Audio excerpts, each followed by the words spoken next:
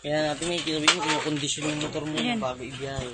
Kinokondisyon mo na yung motor. Mga ano. Ay, lagyan niya mga bolt, yung mga anik-anik sa taas. Anik-anik, mga bakal. Doon sa mga suporta sa bubong para wala nang alugan.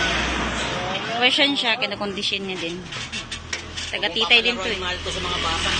Siyempre. Nakasang silang sabit-sabitan nila yan. Inupo, daghan na ba kay mga bata. Bulusa lagi, daghan kay silingan, mabdilhan kay bata. Pagka pinor ba kayo? Ha? 5 kabuok.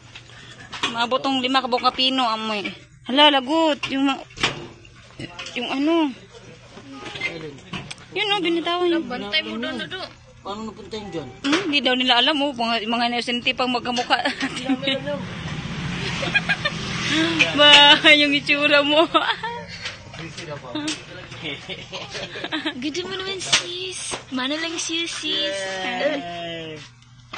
Isasakay na natin si Lolo't Lola. Nag-alis tayo. Kasama na sila. Oo. Marami nang masasakay dito na. Kasama na natin sila Lolo't Lola. Pwede gani, sudlan nagbata na sa U-Box oh. Dangan. Makulit. Dangan ka. Sa lubak. Ayan, kinokondisyon mo na yung motor. Saan yung cellphone mo? Pakakonek ko to ng ano. Pag-send ako. Dito kami. Ito yung way. Ito yung kalsada papuntang Peroxidon Veteran sa Tinay. Doon papunta. Kamay ko doon. Papunta pa straight. Kaya lang malayo pa doon pa. Hindi naman ako mapapunta doon. Next time na pag ano na si Ford. Gamay na ni Ford yung sasakyan. Marami pala siya binibenta. Mga ganyan. Oh, yan. Dami. Oo.